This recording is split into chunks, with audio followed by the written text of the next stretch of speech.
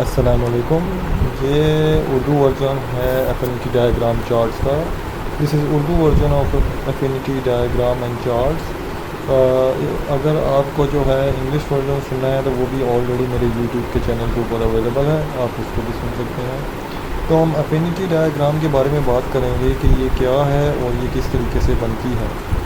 तो affinity diagram के बारे में अगर बात करें तो आपके पास ये ऐसी चार्ट्स या डायग्राम्स हैं जो आपको ये बताते हैं कि आपने किस तरीके से डिफरेंट आइटम्स को एक साथ इकट्ठा करना है और आपने उसके थ्रू कोई थीम या कोई रिलेशनशिप जनरेट करना है। एफिनिटी डायग्राम आपकी उन जगहों पे यूज़ होगी जहां आपके पास किसी भी न्यू प्रोडक्ट को आप डेवलप कर रहे हो या प्रोसेस को आप इम्प्रूव कर रहे हो।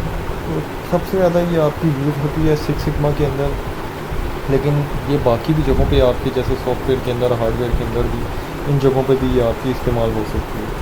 तो है क्या ये स्टार्ट करते हैं कि जो पहला स्टेप है आपका एफिनिटी डायग्राम्स के अंदर, आपने क्या करना है कि कस्टमर से डाटा गैदर करना है। जैसे कि आप रिक्वायरमेंट्स गैदर करते हैं फ्रॉम कस्टमर, या जब आप कोई चीज़ बनाने लगते हैं तो आप लोगों जिस बंदे ने वो आपको टास्क दिया तो उससे पूछते हैं कि आपको क्या चीज़ बनानी है। तो इसी तरीके से जब आप एफिनिटी डायग्राम बनाते हैं तो आप कुछ डाटा गैदर करते हैं कि क्या चीज़ हमने बनानी है, उसकी क्या क्या फंक्शनलिटी हो सकती है। ये काम करने के बाद जो है आप उसे ऑर्गेनाइज़ करते हैं in form of different groups, यानी उन्हें कंबाइन टुगेदर करते हैं ताकि आपको ये पता चल सके कि कितनी चीज़ें एक चीज़ से रिलेटेड है, और वो आपको जो है एट दी एंड ये बताएंगी कि ये चीज़ कितनी इंपॉर्टेंट है और आप इससे क्या डेवलप कर सकते हैं या ये कौन सा मेन इंपॉर्टेंट पार्ट है। अब आपने डाटा किस तरीके से गैदर करना है। डाटा आप इंटरव्यू के थ्रू भी गैदर कर सकते हैं, आप सर्विस के थ्रू भी गैदर कर सकते हैं, आप कस्टमर से मिलके भी गैदर कर सकते हैं। ऑलरेडी अवेलेबल आपके पास कोई नोट्स हैं, प्रोजेक्ट की डिटेल्स हैं, उससे भी आप डाटा गैदर कर सकते हैं।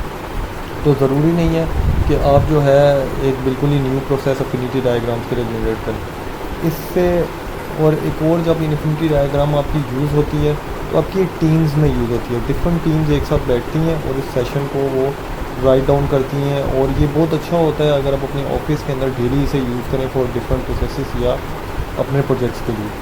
तो जी, अब इसके जो प्रोसेस है वो आपकी यूज़ होती है फॉर जब आपके पास बहुत ज़्यादा डाटा जमा हो जाए। जैसे कि अगर मैंने कोई भी न्यू चीज़ बनानी है तो उसके अंदर अगर मेरे पास जो लार्ज वॉल्यूम ऑफ डाटा होगा उसको प्रोसेस करने के लिए मैं एफिनिटी प्रोसेस को यूज़ कर सकता हूँ। इसके अलावा ये आपकी टीम्स के अंदर जो है क्रिएटिविटी लेवल इंप्रूव करेगी, उनको मोटिवेट करेगी, उनको एक दूसरे के साथ काम करना सिखाएगी। इससे ये होगा कि आपकी एक टीम जो है एक दूसरे को ज़्यादा अच्छे तरीके से जानेगी। और इसको आप अगर नॉर्मली जैसे आप ब्रेनस्टॉर्मिंग सेशन करते हैं तो ब्रेनस्टॉर्मिंग सेशन के अंदर भी आप अफिनिटी प्रोसेस को इजीली यूज़ कर सकते हैं। अब अफिनिटी प्रोसेस जब हम यूज़ करते हैं तो हमारे पास काफ़ी सारे आइडियाज़ आ जाएंगे। तो ज़रूरी नहीं है कि सारे आइडियाज़ के लिए आपकी अफिनिटी प्रोसेस वर्कआउट करे।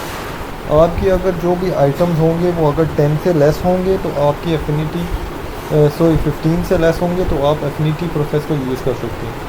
लेकिन अगर आपके आइटम्स जो हैं ईच थीम के अंदर 15 से ज़्यादा हो रहे हैं तो आपको फिर कोई और प्रोसेस यूज़ करनी पड़ेगी, या पहले अपने जितने भी आइटम्स हैं उनको शॉर्ट डाउन करना पड़ेगा, या आपको उसमें कम करना पड़ेगा ताकि आप एफिनिटी प्रोसेस के अंदर यूज़ कर सकें। लेकिन बाहर अगर आपके पास ज़्यादा टीम्स मेंबर हैं तो आपके पास ज़्यादा थीम्स होंगी और आप ज़्यादा आइटम्स को जनरेट कर सकते हैं। तो जो पहला स्टेप है आपके पास एफिनिटी डायग्राम को बनाने के अंदर, वो आपके पास है कि आप सबसे पहले अपने आइडियाज़ को जनरेट करें थ्रू ब्रेनस्टॉर्मिंग। ब्रेनस्टॉर्मिंग कहते हैं कि आप अपने ग्रुप मेंबर्स के साथ बैठें और सारे अपने आइडियाज़ को पेपर पे लिखना शुरू कर दें। या अगर आपके ऑफिस के अंदर चाक बोर्ड है या आपके पास जो है पोस्टर्स हैं, उसके ऊपर आप नॉर्मली एक वर्ड बाय वर्ड लिखते जाएं और फिर उन थीम्स को जमा करें। जब आपका ब्रेनस्टॉर्मिंग सेशन जो हो जाएगा नॉर्मली होता है 10 से 20 मिनट का, या इससे ज़्यादा का भी हो सकता है अगर आपका प्रोजेक्ट बड़ा है। तो आप उसके बाद उन आइडियाज़ को डिस्प्ले कर दें उस बोर्ड या चार्ट के ऊपर।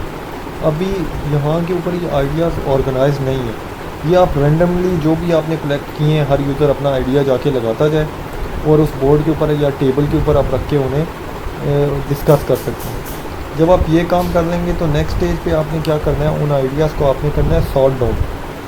अब सॉर्ट डाउन का मतलब है कि ऑर्गेनाइज़ करें उन्हें।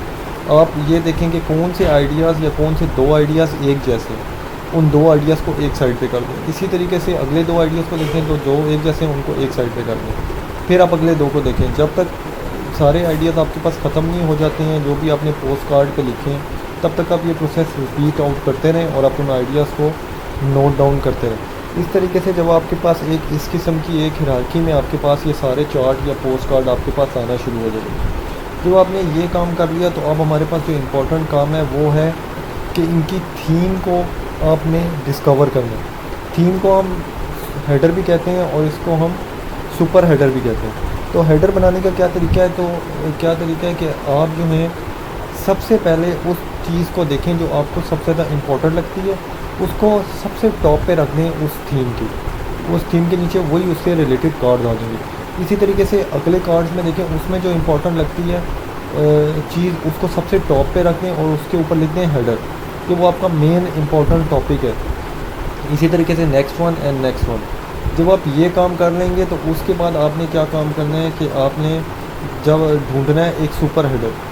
सुपर हेडर आपके पास वो चीज़ होगी जो दो डिफरेंट हेडर्स के अंदर का जो डाटा है उसकी मेजर एक थीम बनेगी। तो सुपर हेडर यूजुअली आपकी top of the different headers की थीम्स के ऊपर बनेगी जिसके अंदर डिफरेंट आइटम्स हो सकते हैं। अब आपने ये बनाना किस तरीके से है कि आपके पास हेडर्स होंगे दो डिफरेंट, जिस तरीके से यहाँ के ऊपर डिस्प्ले बने, उसके ऊपर एक जो आपको अगर आपको लगता है कि सुपर हेडर है तो वो बनेगा, लेकिन अगर आपको लगता है कि सुपर हेडर नहीं है तो सुपर हेडर ज़रूरी नहीं है कि बनेगा। इसी तरीके से हो सकता है कि अगर आपके पास कोई डायग्राम के अंदर हेडर हो ही ना, तो आप क्या करेंगे वो कार्ड सेपरेटली आप जो है रखते जाएंगे और ज़रूरी नहीं है कि आप उसको फोर्सफुली इनपुट करें अपनी एफिनिटी डायग्राम में। जो अकेला कार्ड है उसको बेशक अकेला रख दें। इस तरीके से आपकी चीज़ें मिक्स आउट नहीं होंगी। जब आपके पास एफिनिटी डायग्राम फिनिश्ड जब बनेगी वो आपके पास इस तरीके की डिस्प्ले हो जाएगी और आप उसको दैन यूटिलाइज़ कर सकते हैं अपनी फर्दर प्रोसेस को इम्प्रूव करने के लिए या अपनी प्रोडक्ट को डेवलप करने के लिए। जहाँ पर मेरे पास जो एग्जांपल है जिसको आप यूज़ कर सकते हैं फॉर द एफिनिटी डायग्राम, ये मैंने यहाँ के ऊपर दो कॉलम्स के अंदर दे दी है। उसमें मेरे पास दो पॉसिबल मेजर्स हैं जिसके अंदर परसेंटेज प्योरिटी है, ट्रेस मेटल्स हैं। इसी तरीके से दूसरी साइड के ऊपर मेरे पास कस्टमर रिटर्न वगैरह हैं। अब आप इस एक्सरसाइज को खुद यूज़ करें, आप एफिनिटी डायग्राम बनाने की कोशिश करें। सोल्यूशन भी मैंने आगे ही अगली स्लाइड के ऊपर दे दिया है जो यहाँ पे गिवन है, जिसके अंदर मेरे पास एक सुपर हेडर बनेगा और मेरे पास 5 डिफरेंट हेडर थीम्स बनेंगे और उसमें वही आइटम्स आ जाएंगे। यहाँ के ऊपर मैं आपको इसकी एक्सप्लेनेशन नहीं दूंगा बिकॉज आपने इसको खुद काम करना है और सोल्यूशन के साथ कंपेयर करना है। इसके अलावा अगर आपको कोई चीज़ नहीं समझ में आती तो आप नीचे यहाँ पे कमेंट्स के अंदर आप लिख सकते हैं और मैं उस कमेंट के ऊपर रिप्लाई ज़रूर करूँगा। और आप हमारे चैनल को सब्सक्राइब करें और लाइक करें ताकि आप उसके साथ अपडेट्स रह सकें। इसके अलावा अगर आपको कोई भी वीडियो या कोई भी कॉन्सेप्ट उर्दू के अंदर आपको समझना है तो आप मुझे उस वीडियो का लिंक भी भेज सकते हैं या आप मुझे वो टॉपिक भी भेज सकते हैं। तो मैं पूरी कोशिश करूँगा कि मैं उस टॉपिक को उर्दू के अंदर एक्सप्लेन कर सकूँ और आपको समझा सकूँ। शुक्रिया।